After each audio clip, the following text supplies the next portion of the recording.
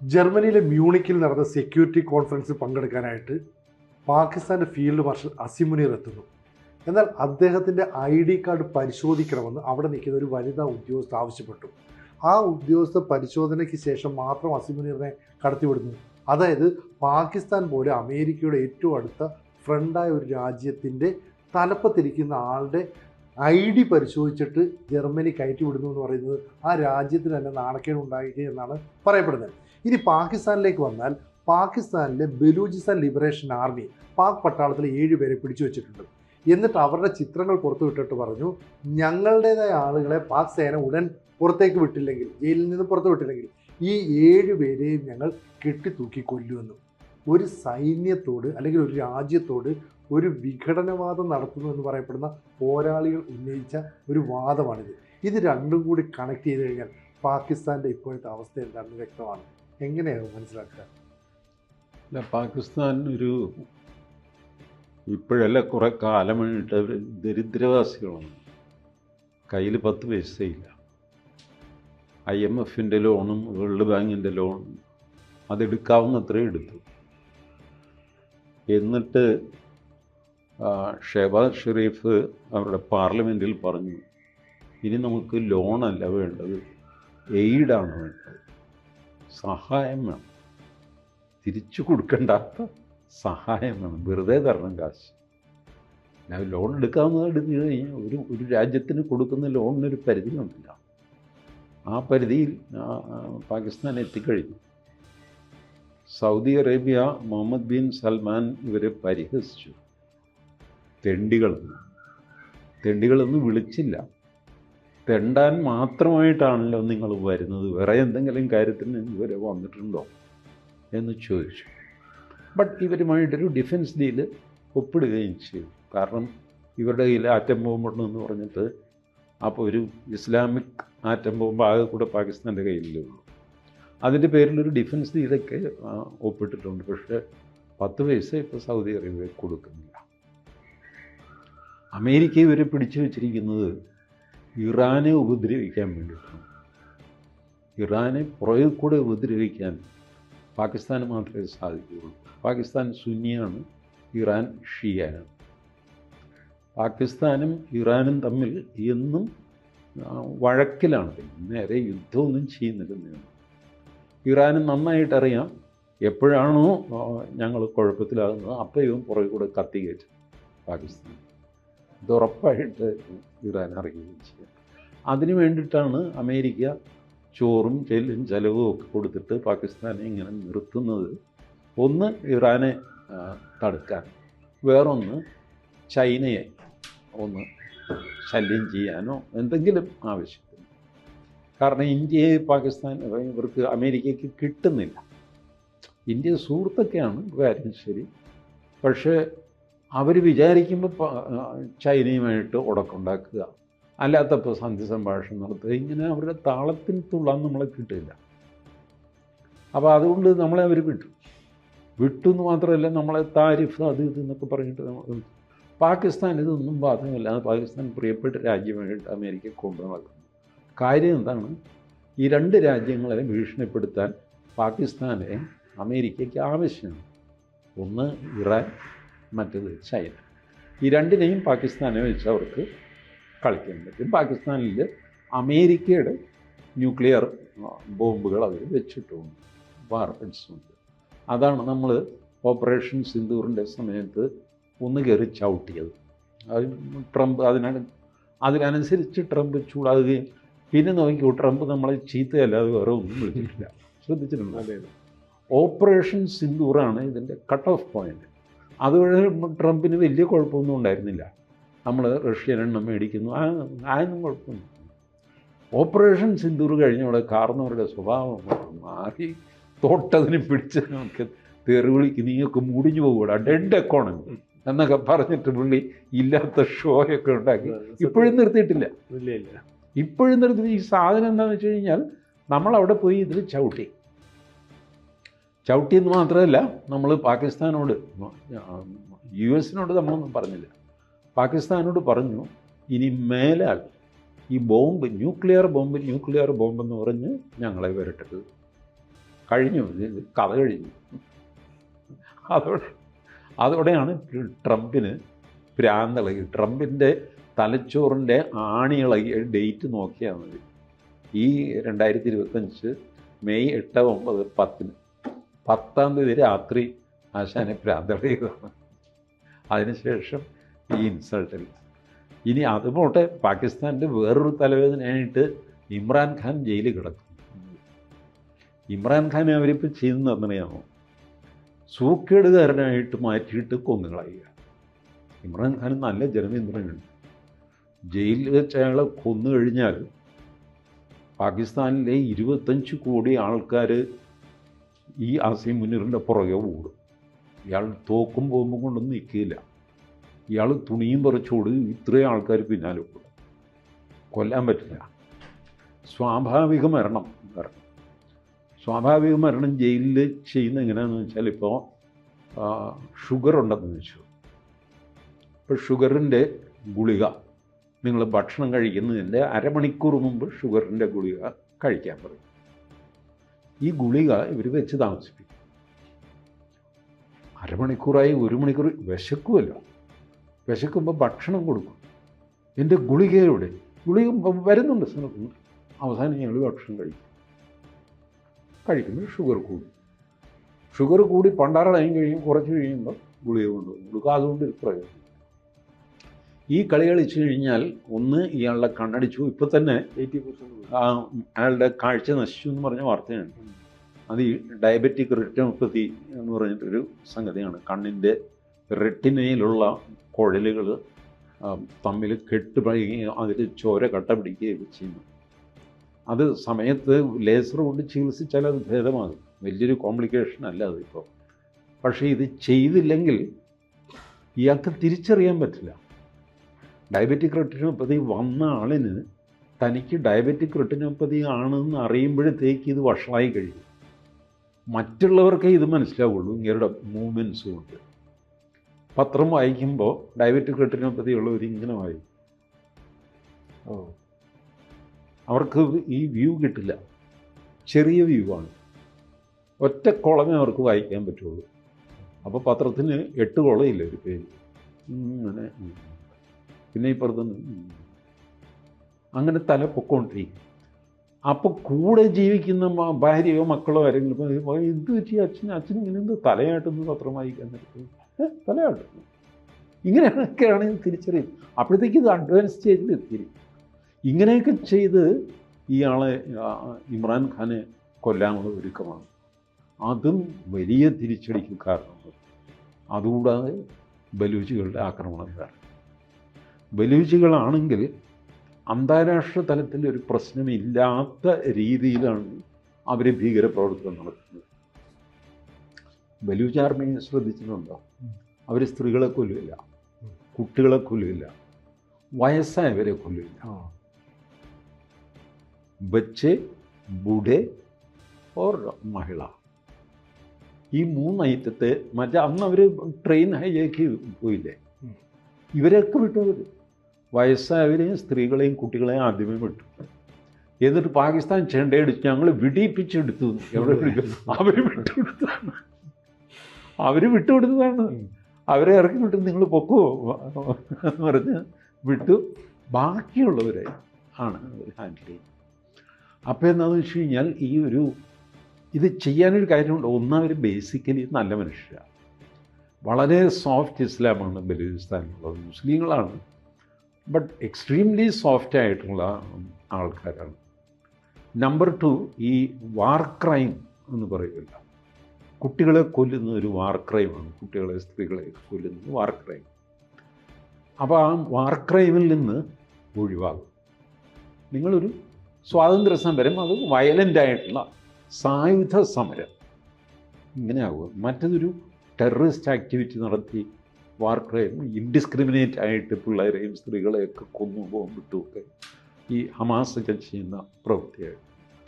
ആ കാറ്റഗറിയിൽ പോകാതെ ഞങ്ങൾ ഹമാസോ ഹിസ്ബുള്ളയോ ഹൂത്തിയോ അല്ല, ഞങ്ങൾ ബലൂച്ച് ലിബറേഷൻ ആർമി, ഞങ്ങൾ ആയുധം വെച്ച് പോരാടുന്നത് ഞങ്ങളുടെ സ്വാതന്ത്ര്യം വേണ്ടിയിട്ടാണ്. പക്ഷേ പിള്ളേരെ, സ്ത്രീകളെ, പ്രായമായവരെ ഞങ്ങൾ ഉപദ്രവിക്കില്ല. അതാണ് അവരുടെ സംസ്കാരം. ഇപ്പോഴും അവർ ആ സംസ്കാരത്തിൽ ഉറച്ചു നിൽക്കുന്നു.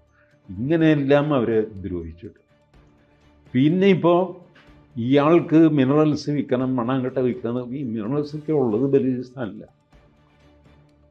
സിന്ധിലോ പഞ്ചാബിലോ ഒന്നും മിനറൽസൊന്നുമില്ല. മിനറൽസ് മൊത്തം ബലൂചിസ്ഥാനിലാണ്. ബലൂചിസ്ഥാനെ ആകെ പറ്റിയെന്ന് വെച്ചാൽ അവരുടെ ആളെണ്ണം കുറവാണ്. പാകിസ്ഥാനിൻ്റെ 40% ഏരിയയും ഉണ്ട്, 4% മറ്റുമാണ് ആൾ താമസം. അവിടെ ഷിയ മുസ്ലിംസാണ്. ഷിയ അല്ല, അവർ സുന്നി തന്നെയാണ്. പക്ഷേ അവരൊരു സെപ്പറേറ്റ് ക്യാരക്ടറുള്ള മുസ്ലിംസ്. അവർ ഈ നമുക്ക് സ്വാതന്ത്ര്യം കിട്ടുന്ന കാലത്ത് പാകിസ്ഥാൻ ഫോം ചെയ്യാൻ പോകണമല്ലോ. ബലൂചിസ്ഥാൻ ഇന്ത്യയുമായിട്ട് ചേരാൻ സമ്മതിച്ചാണ്. നടുക്ക് പാകിസ്ഥാൻ കിടക്കുന്നതുകൊണ്ട് അന്നത് ക്ലിക്കായില്ല. വാസ്തവത്തിൽ നമ്മൾ നെഹ്റു കുറച്ചുകൂടെ താല്പര്യം എടുത്തിരുന്നെങ്കിൽ വേർപെട്ട് കിടക്കുകയാണെങ്കിൽ അത് നമ്മുടെ രാജ്യമാണെന്ന് പറയാം. പാകിസ്ഥാനും അങ്ങനെ കിടന്നല്ലോ. പടിഞ്ഞാറൻ പാകിസ്ഥാനും കിഴക്കൻ പാകിസ്ഥാനുമായിട്ട് കിടന്നില്ല, നടുക്ക് ഇന്ത്യയും. അതുപോലെ ഇന്ത്യയും പിന്നെ പാകിസ്ഥാൻ പിന്നെ ബാക്കി ഇന്ത്യ, ബലൂചിസ്ഥാൻ ഒരു കഷ്ണം അങ്ങനെ കിടക്കുന്നതുകൊണ്ട് കുഴപ്പമൊന്നുമില്ല. ബട്ട് അന്നത് ചെയ്തില്ല. ഇന്നും അവരതിന് തയ്യാറാണ്. ഞാനിപ്പോഴും അവരെ ഒരു സ്വതന്ത്ര രാഷ്ട്രമായിട്ട് അംഗീകരിക്കുക. ഡൽഹിയിൽ ഒരു എംബസി തുറക്കാൻ അവർക്ക് അനുവാദം കൊടുക്കും. ദലൈലാമയെ നമ്മൾ താമസിപ്പിക്കുന്നു, ടിബറ്റിൽ നിന്ന് ഓടി വന്ന ആൾ. അതുപോലെ അഫ്ഗാനിസ്ഥാനെ ഒരു രാജ്യമായിട്ട് ഭൂമിയിൽ ആദ്യമായിട്ട് നമ്മൾ അംഗീകരിക്കുന്നു. അതിൽ നമ്മളോട് പിണങ്ങുന്നത് ആരാ? പാകിസ്ഥാൻ മാത്രമാണ്. വേറെ ആർക്കും പിണക്കുകയില്ല. പാകിസ്ഥാൻ അല്ലെങ്കിൽ തന്നെ നമ്മളുമായിട്ട് വഴക്കായിട്ട് നിൽക്കുക. ഈ ബലൂചിസ്ഥാനെ പ്രത്യേക രാജ്യമായിട്ട് അംഗീകരിച്ചു, അതുകൊണ്ട് പ്രത്യേക ദേഷ്യമൊന്നും പറയാനൊന്നുമില്ല. ദേഷ്യത്തിൽ മുങ്ങിക്കിടക്കുകയാണ് പാകിസ്ഥാൻ. ഇപ്പോൾ ബലൂചിസ്ഥാനെ സ്വതന്ത്ര രാജ്യമായിട്ട് നമ്മൾ അംഗീകരിക്കുന്നു. ബലൂചിസ്ഥാൻ്റെ എംബസി ഡൽഹിയിൽ തുറന്നു. ബലൂചിസ്ഥാൻ്റെ കൊടിയും സംഗതിയൊക്കെ ആയിട്ട് സെക്യൂരിറ്റിയൊക്കെ കൊടുത്തിട്ട് എംബസി അവിടെ നിന്ന് ഉദ്യോഗസ്ഥന്മാരൊക്കെ നമ്മളതിനെ രാജ്യമായിട്ട് അംഗീകരിക്കുന്നു. ബാക്കിയുള്ളവരെന്ത് വേണമെന്ന് മറ്റ് രാജ്യങ്ങൾക്കാർക്കും ഇതിൽ പ്രശ്നം ഉണ്ടാവില്ല. പ്രശ്നം ഉണ്ടാവേണ്ട കാര്യമില്ല. അമേരിക്കയ്ക്ക് പ്രശ്നമില്ല, ചൈനയ്ക്ക് പ്രശ്നമില്ല. കാരണം അവർക്ക് അവിടുത്തെ ബലൂചിസ്ഥാനിലെ മിനറൽസൊക്കെ അവർക്ക് വേണം. പക്ഷേ അതിന് നമ്മുടെ ഈ നിലപാട് തടസ്സമൊന്നുമല്ല. നിങ്ങൾക്ക് മിനറൽസ് വേണമെങ്കിൽ നിങ്ങൾ എടുത്തുകൊണ്ട് പോകുമോ? അവർ പ്രത്യേക രാജ്യമായിട്ട് ഞങ്ങൾ അംഗീകരിക്കുന്നു, അത്രയേ ഉള്ളൂ. മിനറൽസ് കൊണ്ടുപോകുമോ, എണ്ണയോ പിണ്ണാക്കോ പരുത്തിക്കരുവോ എന്താണെന്ന് വെച്ചാൽ കൊണ്ടുപോകുമോ, മേടിക്കുകയോ കൊടുക്കുമോ, എന്താണെന്ന് വെച്ചാൽ അതൊരു സ്വന്തം രാജ്യമല്ലേ. ടി ജി പറയുന്നത് പോലെ എനിക്ക് തോന്നുന്നു അവർ സ്വന്തം രാജ്യമായിട്ട് പ്രഖ്യാപിച്ചിട്ടുണ്ട്. ഔദ്യോഗികമായിട്ട് അവർ പറഞ്ഞ ഒരു സ്വതന്ത്രമാണ്. അവർ സ്വതന്ത്രമാണെന്ന് അവർ പറയുന്നു. അവർക്ക് അവരുടെ കൊടിയുണ്ട്. അപ്പോൾ അവർ കഴിഞ്ഞ പാകിസ്ഥാൻകാരനെ അങ്ങോട്ട് കയറ്റില്ല, കയറിയാൽ മുട്ടുകാല് തല്ലി പിടിക്കുകയല്ലോ, വെടിവെച്ചു. ഇപ്പോൾ കഴിഞ്ഞ ഒരു 6 മാസം മുമ്പ് എനിക്ക് തോന്നുന്നു അവർ ഈ ഔദ്യോഗികമായിട്ട് ലെറ്ററൊക്കെ നമുക്ക് അയച്ചായിരുന്നു. ജയശങ്കർ അത് മേടിച്ച് മേശപ്പുറത്ത് വെച്ചിട്ടുണ്ട്. അതിന് അഭിപ്രായമൊന്നും പറഞ്ഞിട്ടില്ല. അപ്പം ഇതിൻ്റെ എല്ലാം പിറകിൽ ഇന്ത്യയാണെന്ന് അവർ പറയുന്നത്. എന്തവിടെ പൊട്ടിത്തെറിച്ചാലും അതിൻ്റെ പിറകിൽ ഇന്ത്യയാണെന്ന് പറയുന്നു. അത് നമുക്കറിയത്തില്ല. ഇന്ത്യ ഔദ്യോഗികമായിട്ടൊന്നും പറഞ്ഞിട്ടില്ല. അല്ല, ഞാൻ ഇത് ഔദ്യോഗികമായിട്ട് പറയാൻ പറ്റുമോ? മിനിമം ഒരു ദിവസം ഒരാൾ വെച്ച് ഈ നിങ്ങളുടെ അജ്ഞാതൻ കൊല്ലുന്നു. ഓൺ ആൻ ആവറേജ് ചില ദിവസം 2 പേരെ കൊല്ലും, ചില ദിവസം ആരെയും കൊല്ലാതിരിക്കും. എങ്ങനെ പോയി കഴിഞ്ഞാലും ആഴ്ചയിൽ 7 എണ്ണത്തെ തട്ടും. കഴിഞ്ഞ 2 ആഴ്ചയായിട്ട് ഞാൻ നോക്കുന്നു, 14 ദിവസം കൊണ്ട് 17 പേരെ അജ്ഞാതൻ കൊന്നിട്ടുണ്ട്. ബലൂച്ച് ആർമി കൊല്ലുന്നത് പോട്ടെ, അവരെ ഏറ്റെടുക്കുന്നുണ്ട്. ഇത് ഈ അജ്ഞാതൻ വഴിയെ പോയതിനും തട്ടുന്നു. ഈ തട്ടിയവരെല്ലാവരും തന്നെ ഇന്ത്യ വിരുദ്ധരാണ് തന്നെ. ജെയ്ഷെ മുഹമ്മദ്, ലഷ്കർ എ തൈബ അങ്ങനെയുള്ള ടീമിനെയൊക്കെയാണ്. അവരുടെ നിസ്സാരക്കാരെയല്ല, അവരുടെ നമ്പർ 2 നമ്പർ 3 തട്ടിക്കളഞ്ഞത്. അല്ലാതെ വെറുതെ ജെയ്ഷെ മുഹമ്മദ് സിന്ദാബാദ് എന്ന് പറഞ്ഞ് വിളിച്ചു പോകുന്ന പാവത്തിൽ നിന്നും ഒരു സംശയം ചോദിച്ചിട്ടുണ്ട്. ഇപ്പൊ കഴിഞ്ഞ ദിവസങ്ങളിൽ വരുന്ന വാർത്ത ഈ പറയുന്ന പാകിസ്ഥാനുണ്ട്, നമ്മൾ പറയുന്നതിൻ്റെ അപ്പുറത്ത് അഫ്ഗാനിസ്ഥാനുണ്ട്. അപ്പോൾ അഫ്ഗാനിസ്ഥാന് പോലും വ്യോമസേനയില്ല. ശരിയാണെന്നുണ്ടെങ്കിൽ ബലൂചിസ്ഥാനിന് ഉടനെ വ്യോമസേന യൂണിറ്റ് എന്ന് പറയുന്നത് അവർ പ്രഖ്യാപിച്ചിട്ടുണ്ട്. അപ്പോൾ ഇങ്ങനത്തെ ഒരു മാർഗവുമില്ല കിടന്ന ഒരു രാജ്യം 2010 അല്ലെങ്കിൽ ഒരു മേഖല ബലൂചിസ്ഥാൻ. ചൈന എനിക്ക് തോന്നുന്നു അവിടെ പോർട്ടുണ്ടാക്കി, വിമാനത്താവളം ഉണ്ടാക്കി, അതൊക്കെ ഇപ്പോൾ അവിടെ കയറാൻ പറ്റാത്ത അവസ്ഥയായി. 2013 ശേഷം ഇതിന് വല്ലാതെ അങ്ങ് കനം വെക്കുക, വണ്ണം വയ്ക്കുക, അല്ലെങ്കിൽ ശക്തി വെക്കുക. ഇപ്പം ഈ ആഭ്യന്തരമന്ത്രി പാർലമെന്റിൽ പറഞ്ഞത് ഇവിടുത്തെ പട്ടാളത്തിനില്ലാത്ത കോട്ടും ആയുധങ്ങളും സംവിധാനങ്ങളും അല്ലെങ്കിൽ അതിനെക്കാട്ടി വിലയുള്ള പട്ടാളം ഒക്കെ. അപ്പം ആരുമില്ലാതെ ഒരു തന്നെത്താനെ കൊടുത്ത് തടിക്കുകയാണ്. അല്ല അതിൻ്റെ ഒരു അല്ല, അവർ സഹായിക്കുന്നുണ്ട്. ഈ നമ്മളവരെ സഹായിക്കുന്നുണ്ട് എന്ന് ജയശങ്കറിന് പറയാൻ പറ്റില്ല, എനിക്ക് പറയാം. ഞാൻ വിദേശകാര്യമന്ത്രി നമ്മളവരെ സഹായിക്കുന്നുണ്ട്. ആയുധങ്ങൾ കൊടുക്കുന്നുണ്ട്, പൈസ കൊടുക്കുന്നുണ്ട്, ഭക്ഷണം കൊടുക്കുന്നുണ്ട്. അഫ്ഗാനിസ്ഥാന് കൊടുക്കുന്നുണ്ട്. അഫ്ഗാനിസ്ഥാന് പരസ്യമായിട്ട് കൊടുക്കുന്നു. ഇവർക്ക് രഹസ്യമായിട്ടൊന്നുമില്ല. ഇതൊക്കെ രഹസ്യമായിട്ട് കൊടുക്കാൻ പറ്റുമോ? 2000 കിലോ ഗോതമ്പൊക്കെ രഹസ്യമായിട്ട് കൊടുക്കാൻ പറ്റും? പറ്റില്ല. 1/2 കിലോ ഗോതമ്പൊക്കെ 4 ചപ്പാത്തിയൊക്കെയാണ് നമുക്ക് പോയിഞ്ഞ് കെട്ടി. ഇത് അങ്ങനെ ബൾക്കായിട്ട് മരുന്ന് ഇതൊക്കെ നമ്മൾ കൊടുക്കുന്നുണ്ട്. അപ്പം ഇത് പാകിസ്ഥാൻ അറിയാമെന്ന് ചോദിച്ചാൽ പാകിസ്ഥാൻ അറിയാം. പക്ഷേ അതൊരു പ്രശ്നമാക്കാൻ പാകിസ്ഥാന് സാധിക്കുന്നില്ല. ഈ ബലൂചിസ്ഥാനിൽ ഇവർ ഗോതമ്പ് കൊടുത്തു, ആരെയെന്ന് ചോദിക്കാലും ഗോതമ്പ് കൊടുത്തു, ഭക്ഷണമല്ലേ എന്തേ? അല്ല, അവർ മരുന്ന് കൊടുത്തു കേട്ടോ. മരുന്ന് കേടാ, അസുഖം വന്നിട്ട് മരുന്ന് കൊടുത്ത് എന്താ ഇത്രയും നീ കൊടുക്കുമോ? നിൻ്റെ ഉണ്ടോ? നീ അല്ലെങ്കിൽ തന്നെ തെണ്ടി പണ്ടാറടങ്ങി നിൽക്കുകയല്ലേ. അവർ വെച്ച് മരുന്ന് മാത്രമല്ല, നമ്മളുടെ ഒരു ബംഗ്ലാദേശിന് നമ്മൾ കൊടുത്തു. ഈ യൂനസ് അവിടെ കിടന്ന് കച്ചറ ഉണ്ടാക്കുമ്പോഴും ഹിന്ദുക്കളെ കൊല്ലുമ്പോഴും കാശ് വാങ്ങിച്ചിട്ടാണെങ്കിലും നമ്മൾ അരി കൊടുത്തവർക്ക് 25,000 ടൺ അരി ബംഗ്ലാദേശിന് കൊടുത്തു. ഞാനാണെങ്കിൽ കൊടുക്കില്ല, നരേന്ദ്രമോദി ഫാസിസ്റ്റ് ആയതുകൊണ്ട് കൊടുത്തതാണ്. കാശ് തന്നാലും ഞാൻ കൊടുക്കില്ല. നീ ദുബായിൽ പോയി ഇവരത് നോക്കി, ദുബായിൽ നിന്ന് അരി ബംഗ്ലാദേശിൽ കൊണ്ടുവരാൻ നോക്കി. ദുബായ് പറഞ്ഞു, എടാ ഞാൻ തന്നെ ഇന്ത്യയിൽ നിന്നാണ് മേടിക്കുന്നത്. അല്ല, ഇന്ത്യയിൽ നിന്ന് മേടിക്കാൻ ഒരു നാണക്കേടാണ് ചേട്ടാ. ശരി, നാണക്കേടാണ്, കുഴപ്പമില്ല. 18 ഇരട്ടി കാശ് തരണം. ഇന്ത്യൻ അരി നിനക്ക് ഞാൻ തരാം. ദുബായിലെ ഷേഖ് പറഞ്ഞു, നിനക്ക് അരിയല്ലേ വേണ്ടേ, ഇന്ത്യയിൽ നിന്ന് ഞാൻ വാങ്ങിച്ച് തരാം. 18 ഇരട്ടി കാശ് മേടിക്കുന്നു. 10 രൂപയ്ക്ക് മോദിയിൽ നിന്ന് മേടിച്ചിട്ട് 150 രൂപയ്ക്ക് നിനക്ക് വേണം. അയ്യോ, അത്രയും കാശില്ല ചേട്ടാ, അതുകൊണ്ട് ഞാൻ പോയി പണി നോക്കുന്നു. അല്ല, നമ്മൾ രണ്ടുപേരും മുസ്ലിങ്ങളല്ലേ? അല്ല, നീ മഹച്ചെറ്റയാണ്. അവസാനം നമ്മളെന്ത് മോദി പറഞ്ഞു, കൊടുത്തേ. വില കുറച്ചാ കൊടുത്തേ. അദാനിയാണ് അവന് ഇലക്ട്രിക് സപ്ലൈ കൊടുക്കുന്നത്. അദാനിക്ക് കാശ് ഒരുപാട് കൊടുക്കാനുണ്ട്. അദാനി ഇടയ്ക്കിടയ്ക്ക് പറഞ്ഞു, കറണ്ട് കട്ട് ചെയ്ത് കഴിഞ്ഞാൽ ബംഗ്ലാദേശിൻ്റെ നാടി ചെരുമ്പ് മുറിഞ്ഞു പോകും. നമ്മളിത് മുഴുവൻ, എനിക്കതല്ലേ ഞാൻ ഈ പറയും, വെറുതെ മോദി ചീത്തപ്പേര് കേൾക്കുകയാണ്, ഫാസിസ്റ്റ് എന്ന് പറയും. ആ ശ്രീലങ്ക പണ്ടാറടങ്ങാനായിട്ട് ജൻസി കലാപം, അവസാനം പട്ടിണിയായി, എൻ്റെ പൊന്നു ചേട്ടാ സഹായിക്കണമെന്നൊക്കെ പറയും, അവർക്ക് കൊടുത്തു. വേറൊരു മൊയ്സു, എന്താ മുഹമ്മദ് മൊയ്സ്, ഇവിടുത്തെ എന്താ രാജ്യം, എന്താ ഗെറ്റ് ഔട്ട് ഇന്ത്യ എന്ന് പറഞ്ഞ ടീഷർട്ട്. അതെ അതെ, ആ രാജ്യത്തിൻ്റെ പേര് ദ്വീപ്, മാലദ്വീപ്. അവനെന്താ ഗെറ്റ് ഔട്ട് ഇന്ത്യ എന്നൊക്കെ പറഞ്ഞു. അങ്ങനെ ജയിച്ചു തന്നെ. അധികാരത്തിൽ വന്നു കഴിയുമ്പോൾ കഞ്ഞി കുടിക്കാൻ ഗതിയില്ല. ഒടുവിൽ ഇവിടെ ഒന്നും പറഞ്ഞു കേട്ടോ, അല്ല നീയല്ലേ ഗെറ്റ് ഔട്ട് അടിച്ചാ ചേട്ടാ. ആ ചൈനയിൽ പോയി അവർ പറഞ്ഞു, തനിക്കെന്താ കാര്യം ഇവിടെ? അല്ല, ഞാൻ ഇന്ത്യയെ ഗെറ്റ് ഔട്ട് അടിച്ചു. ശരി, ഇന്ത്യയെ ഗെറ്റ് ഔട്ട് അടിച്ചു, അതുകൊണ്ട് ഞങ്ങളെന്ത് വേണം, ഞങ്ങളങ്ങനെ ചുമ്മാ ഒന്നും തരില്ല. അവസാനം അവന് ശാപ്പാട് കൊടുക്കുന്ന മാത്രമല്ല, അവൻ്റെ മാനം കാക്കണം. റിപ്പബ്ലിക് ഡേക്ക് അവനെ ഇൻവൈറ്റ് ചെയ്തു. തെണ്ടാൻ വരുന്നവന് മോദി പറഞ്ഞു, ഒരു കാര്യം ചെയ്യും, പിച്ചച്ചട്ടിയായിട്ട് വരണ്ട, റിപ്പബ്ലിക് ഡേക്ക് ഞാൻ ഇൻവൈറ്റ് ചെയ്യാം. അപ്പോൾ അവിടെ വന്നിട്ട് ചട്ടി ഇങ്ങനെ കോട്ടിനുള്ളിൽ വയ്ക്കണം.